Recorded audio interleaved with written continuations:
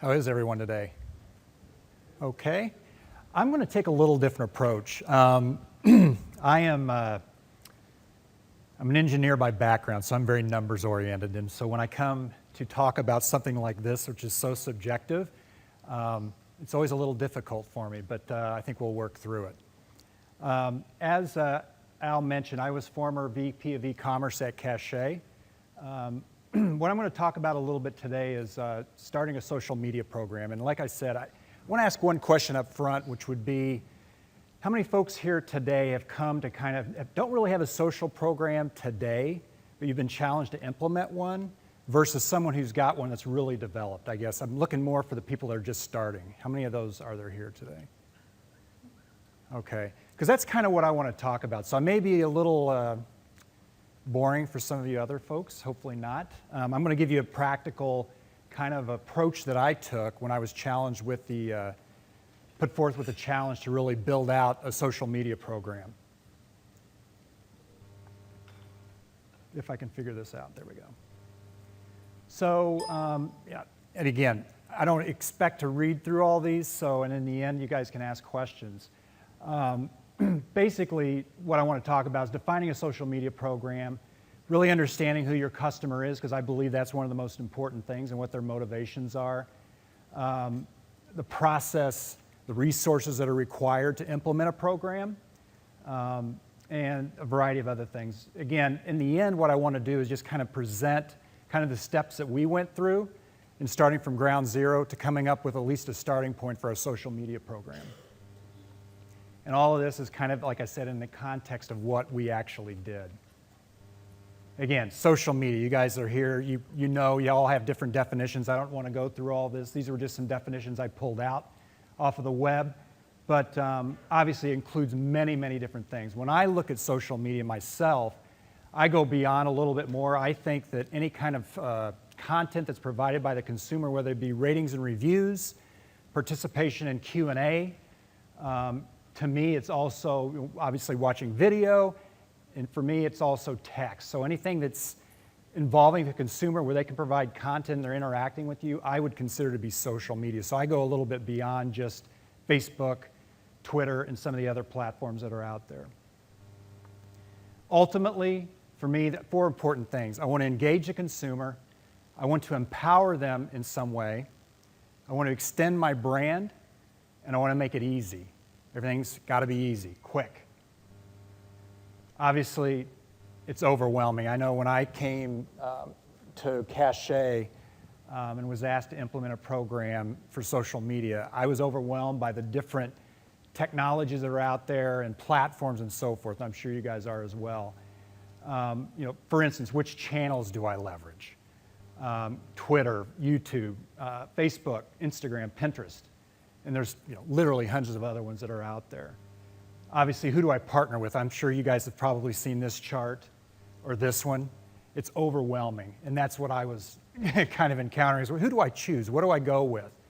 So I'm going to start out by just giving you a little background of Cachet, who we are. If you're not familiar with us, we are a women's fashion apparel brand focused on special occasion dresses.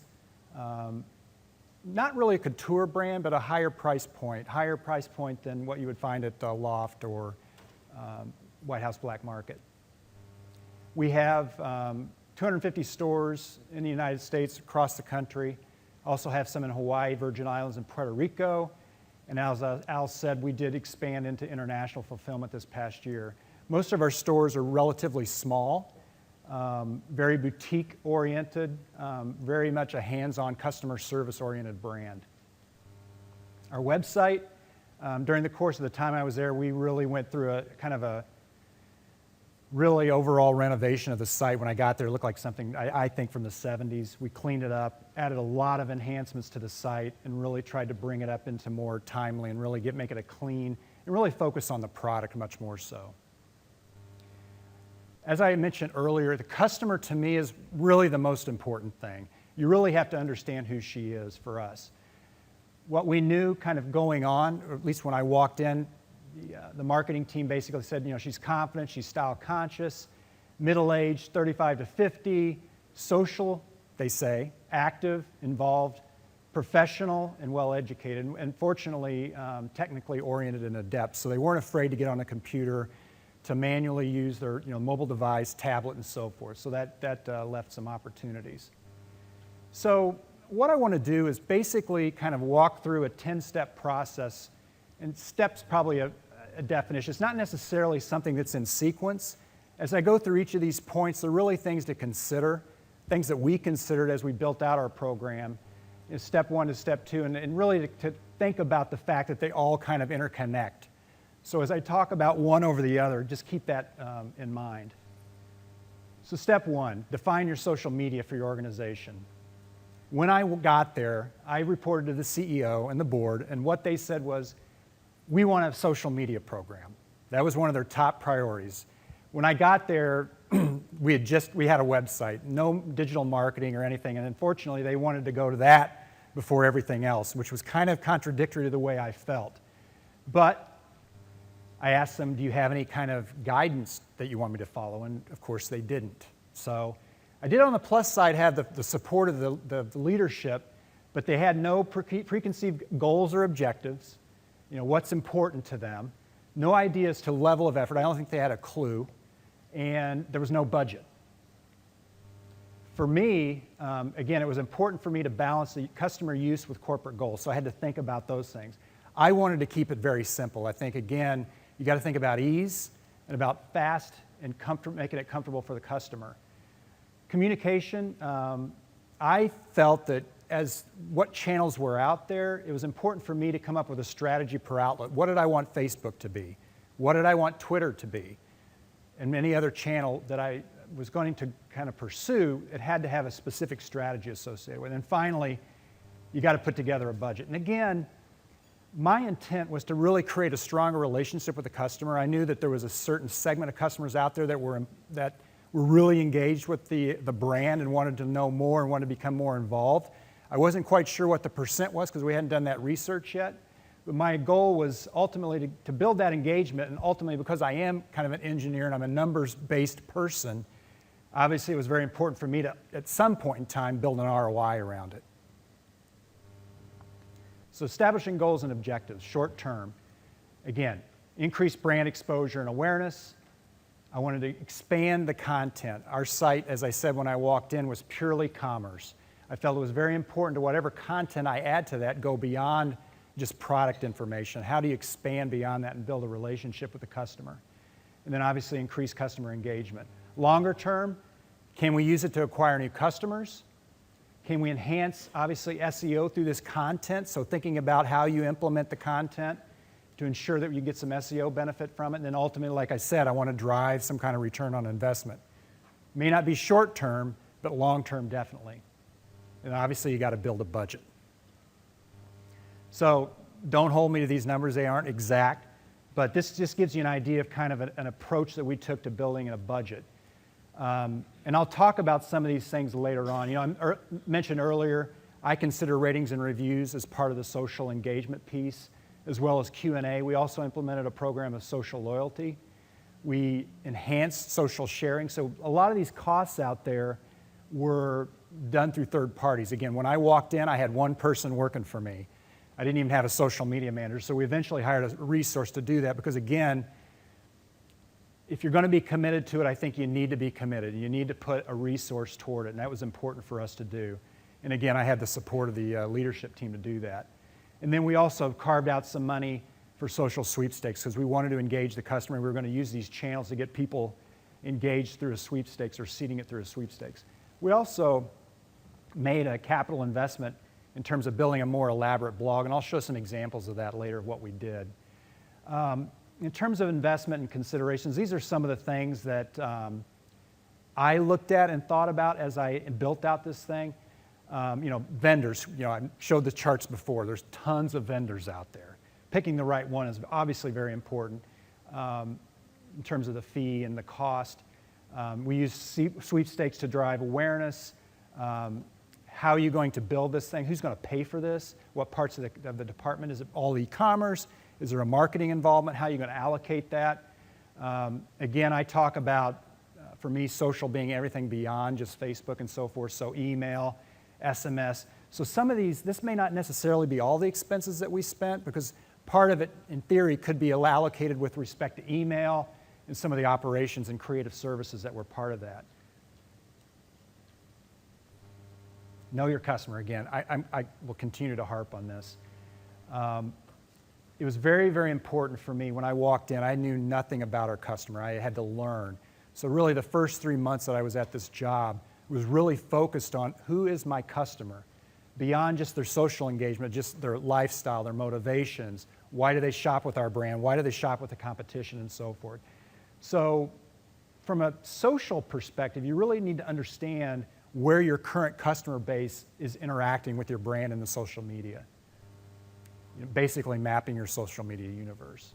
And you guys have seen these charts. I mean, naturally, Facebook is really number one. And this is not necessarily our customer, I'll get to that, but this is just some of the stats that are out there in terms of growth rate of these channels over time. These are, in my mind, the big four. Instagram probably falls below that. As I said, what I did, one of the first things I did was do some tremendous amount of customer research, and that's basically writing pretty in-depth surveys and asking our customer to tell us, our brand, a little bit about who you are. And one of the things we did as we built out the site was really to understand, what does the customer want to see in our website? Is social really ranked up at the top? Are there other things they would rather see before? And as you can see, these were the top unsolicited things that the customers wanted to see, and this was all statistically sound data. And you'll see that, contrary maybe to what the leadership thought, a blog and Facebook shopping, or whatever you want to call it, social elements tended to be lower than many of the other things that were up there. But it was still an initiative that the company wanted. So we did a little bit deeper dive into really understand, again, because there were so many channels out there, which ones do we really need to focus on? Because again, there's time investment, there's resource investment, and this is what we found specifically from our customer in terms of what they wanted to see or where they were involved. Facebook, obviously, by far number one, YouTube, Twitter, Pinterest. No real surprises there, I don't think.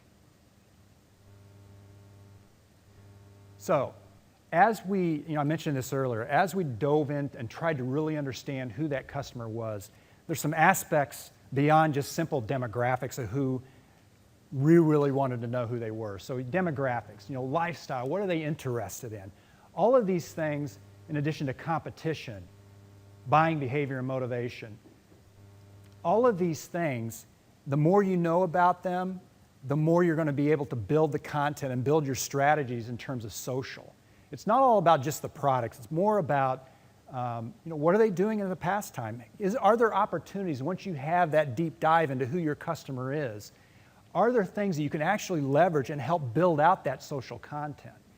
Maybe you'll trigger some ideas. Maybe it'll trigger some thoughts about building out a sweepstakes or building out a strategy or a program around your social media. Really, it's about building a deeper brand connection, I think, with the customer. So let's talk about analytics. When you talk about website analytics, we all know there are things, visitors, conversion rate, refer data, average purchase. With respect to social media, there's all kinds of other types of things. So it's another set of analytics that you really need to be cognitive of. And going along with that, many, many different tools. Now again, I had a small team. I had one person doing this, and it was she and I that had to put this together. We tended not to get deep into a lot of elaborate tools because I didn't have the budget. I didn't have the resource to really spend on it. So what we did is we focused on Google Analytics. We used the Facebook admin and reporting that was available. TweetDeck, we obviously used Bitly for shortening URLs. And then we also had the tools. We used Social Analytics to do some of these things and Exact Target. So a combination of the relative tools that were already relatively paid for. I mean, they're virtually free. We use as opposed to maybe investing in a Radian 6. Again, maybe longer term as we build out our program, that would make sense. But for what we were trying to do up front, we wanted to keep it simple and keep it easy. Now, step 5, supporting processes. Okay, now this is really elaborate. I don't expect anyone, I don't think, to build this out unless you have tons of resources and a lot of time. But I think you really do have to think about what you're going to do. Who's going to man this thing? Who's going to follow through on these things? It's all about resource. And again, I want to repeat it. It's keep it simple. But I also think that it's very critical. This is such a new thing that you really have to document, it's to some point in time, policies and procedures on how you're going to react to different comments people post, questions, and how they come through different channels. So, and what that means is you really have to kind of obviously partner with different areas of the organization. And what we did is we aligned with marketing. We talked to legal. Customer service was very, very critical in this piece. We also went out to the sales associates. We had sales associates that had their own Facebook pages that they had created. So we had to kind of rein that in and really engage the whole organization to kind of set rules and kind of guidelines about how we were going to play out social media with respect to our brand. And then agencies. Obviously, agencies play a role in this. If you have outside agencies that support technology or your brand, very critical that you involve them in the definition of what this policy and your procedures really surrounding social media are going to be. And like I said, there's tons of partners out there. So identifying the partners that are going to help you get things done is very, very critical. And I showed you this slide before. These were some of the, and I don't want to run through all of these, but these were the criteria that I personally laid out when I was trying to decide the partners that I was going to work with. Again, I want to be low risk, easy. I'm going to look for people that have proven cases out there. I'm not going to probably lean towards someone that's new because I want to be successful. I want to make sure I'm going to win. Science-based, again, that goes back to my analytical background. Portable content, making sure things are easy to move around. Make sure it's easy for customers with the technologies and partners you go with, that's easy in packets to move and share content, which plays into the next one, the ease of viral sharing. Encourage participation. Make sure that it's very easy to allow customers to input content and to share content. Multiple formats. Obviously mobile. Mobile is very critical, so making sure that when you pick partners, if you're mobilizing your site, that they are going to allow you to share and easily allow the customer to share content. And then obviously the price is right. You got to make sure that you're going to have the ability to get these things as low as possible. So I'm just going to run through. These are the partners that we used, and we used a variety of them. For research, we had a couple of, I used kind of off-the-shelf survey. I used an agency to help me do panel surveys to understand the competition. Obviously, Google Analytics from an analytics perspective. We used email was Exact Target for SMS and Twitter and Facebook. My search was SLI, Bizarre Voice. We were using ratings and reviews in their loyalty package. Rise Interactive was kind of our SEO helper. We used Social Annex for some of the social sharing. Extol for Refer a Friend. We mobilized through UsableNet. And then my blog that we built was built on Bowman Design, was a design house I used, and we built on WordPress and used Disqus for sharing. So let's talk a little bit about user experience. So what I want to do is kind of just quickly walk you through what we did on our site, and this is kind of what came about in the first year. Here's some stats that were done by a survey for Exact Target, really talking to, leveraging, find us, and I think most people have this, find us on these various channels. That's basically on your footer or somewhere on your homepage called out. Same thing kind of goes for the product detail page, making sure that you facilitate as easy as you can sharing through a variety of different ways. Obviously, in all your channels, you want to brand. So we branded every one of the channels we selected. So we have Facebook. In Facebook, we had all kinds of content. And again, using the research that we did, we tried to play up different aspects that we knew the customer was involved in the content that we posted in our Facebook. So it wasn't all just, hey, we've got a special promotion going on, or we've got a new product. It's getting deeper into that customer relationship and really trying to peg things that you know about them or know about a large proportion of them. Again, we used, in addition to that, we had a lot of sweepstakes and contests, again, to try to ramp up the number of people we had engaged with Facebook. We obviously branded our Twitter page and kept that up to date. We tended to have a new collection that was out about once a month. So every time we had a new update, we would always update the creative on these pages. We had video, kind of behind the scenes content with our video. Pinterest, because our brand was very pattern and color focused, we used Pinterest, and because it's so visual, we used a lot of it for kind of inspiration types of things. So we had, patterns and color really emphasized on a lot of our boards. And then Instagram we used more for kind of behind the scenes. We did a lot of photo shoots with the models, so a lot of it was sending our social media manager behind the scenes to take pictures. Again, it was a different perspective and really giving the customer, for those that were interested, that wanted to know what was going on behind the scenes, they would have to basically sign up for our Instagram and be a part of that. Beyond that, I mentioned this earlier, I believe ratings and reviews, it's a social way for the customer to get engaged with the brand by posting their perspective of product and looking at other customers' comments. And with the ratings and reviews capability, people can post video and other content through that facility. We also use question and answer, so customers could engage with the brand by asking questions. We could answer them and the customer could answer them, just depended on the resource available at the time. And then we also used a product that got a little bit deeper with the customer. Bazaar Voice has a social loyalty program. And what this does is, through their tool, it allowed customers that could earn points and earn credit and earn badges with respect to, as they wrote a review, as they read a review, as they posted a video, as they liked an item, they would get points and they would get added to a leaderboard. And those more engaged customers, it almost became a competition. So we embedded this throughout the site. Let's see. With respect to social contests, again, this was using Social Annex's tool. We built an element within the footer of the site that allowed the customer to share and be part of a $100 gift card program. We did this weekly. We would pick a winner. They could either share by Twitter, email, or Facebook and be entered into this contest, and then obviously we would post the winner each week. They could also, through this facility, look at who else is sharing items and what product they're sharing. People in your area, so this leveraged Facebook's geo element to this, and so you could see what other people within a certain geographic area, similar to where you were at, were sharing.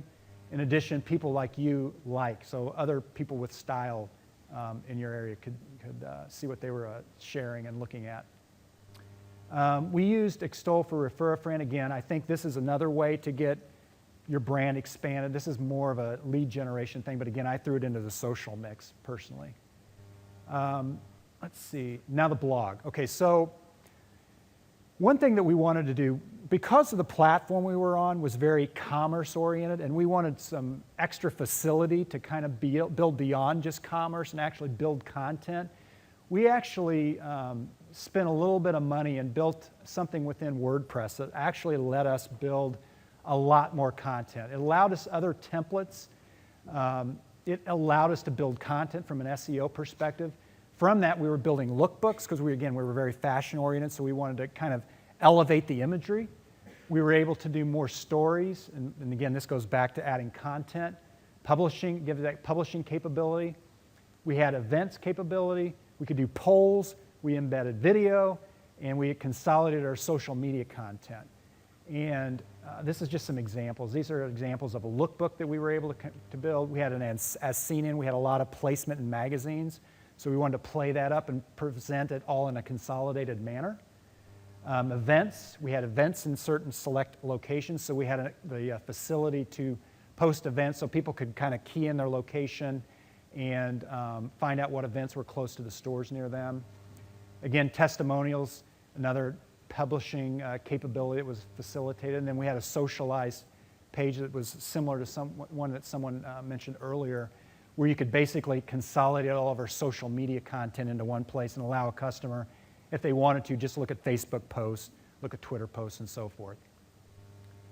And then, most importantly, we wanted to make sure that that content was easily accessible back on the commerce site and vice versa. So when we published pages on our blog, we would obviously embed links and back to the product page and vice versa. We actually promoted the community and so forth, and content on specific pages. We had the facility to go back to the blog and vice versa. Process. So that was a little bit of an overview of what we built for our website. So again, you have to have a process to support this. again, going back to your goals and objectives. We did decide to hire a full-time person. Again, I couldn't do it. The person I had working for me didn't have the time to do it, and we felt it important to be able to respond to customers' questions and posts in a timely manner. We kind of laid out for that individual kind of what she would work on average during the average day, an average week, and so this was kind of a breakdown of what we wanted her to do. And again, she would go to photo shoots, she would be engaged with our design team, she'd be engaged with the merchants and the marketing team. So it was very important to her to really move around and not just sit behind a desk and respond to Facebook posts and post content. She had to be out there on the ground, really in all areas of the organization, really engaging with the customer to kind of get a grasp on what was really important and really to build that content. I should go back. The one thing also important was, I mentioned earlier, leveraging your store associates.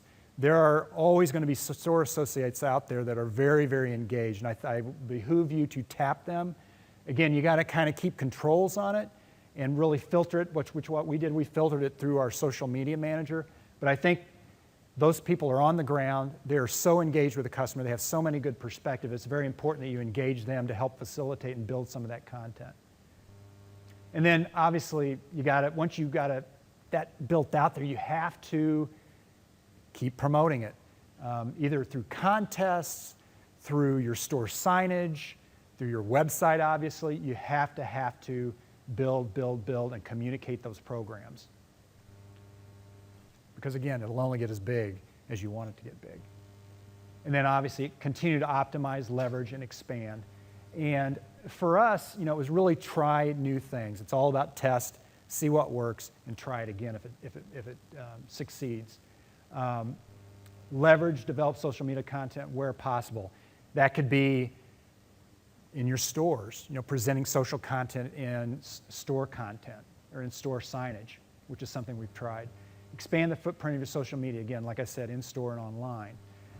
Some of the things that we were going to look at in the following year, which I unfortunately won't be doing there anymore, but social login was an idea. Displaying social content as part of search results as we build content. Our social partner, our search partner, we were able to potentially start building out search results so you'd have your product results as well as social media content results on search terms, implementing RSS feeds. Behind the scenes videos we already have, but talking about creating merchant designer interviews. Again, it doesn't have to be elaborate video, it can be very grassroots developed. And then again, we had a mobilized site, we also had a mobile app, so making sure that it's easy to share content and get access to that social content through the mobile app and so forth. So these were the 10 things I rapidly ran through. I'm not going to go through them again. And that's it. That's all I got. I know it's quick, so I'm very open to questions. Again, it's a very practical approach. Not a lot of science behind it other than I think the most science that was behind it was really trying to understand the customer, which again I think is so important. Yeah, we do have time for questions for Kevin. Any in the room? Pretty solid step-by-step process. Perfect. Oh, we have one here. Kevin, I really appreciate talking. So I'm with Facebook, so it's going to help bring context to my question. Okay. I found your breakdown of budgeting striking, especially coming from the publisher side. Yeah. I didn't see anything specific for amplification on any of the publishers, whether it was Facebook, Twitter, et cetera. Mm-hmm. I'm curious, either from our perspective, publisher perspective, or even as somebody who might be vying for budget to amplify on social media using the tools that are provided. Sure. How can we present that to you? How can we present that to a marketer to get that amplification? You're obviously investing in many different facets of social media, right? But I didn't see much directly in Facebook, Twitter. What are the things that we need to say? What are the things that we need to show you to get that direct investment? It's probably, for us, because we had such a small team, it's really, obviously Facebook was huge for us. I mean, that was really the biggest channel. We were trying to play in all of them because we kind of wanted to understand, because we did have customers that participated in all of those. I think it's coming to us and building that relationship. I think you guys, the publisher, understanding who our customer, and again, I keep talking about the customer, but for me, because I don't have a huge staff, I didn't have a huge staff, and I had to kind of pick and choose what would get the most bang for my buck, having Facebook come to me proactively and saying, hey, we've got some opportunities, let's partner together. I can tell you what our customer is interested in. If you can help us determine what's the most effective, quickest way to get things done. And again, we didn't have an unlimited budget. You know, I didn't have a huge marketing budget. I mean, most of our marketing budget was spent on the things that are what everybody else spends on: paid search, affiliate marketing, email, and so forth. And I think it's really just building that relationship on a one-to-one type of thing and coming to us. You know, and it's being proactive and persistent is really what it takes, I think. Anyone else in the room? Great. Thank you, Kevin. Cool, thanks.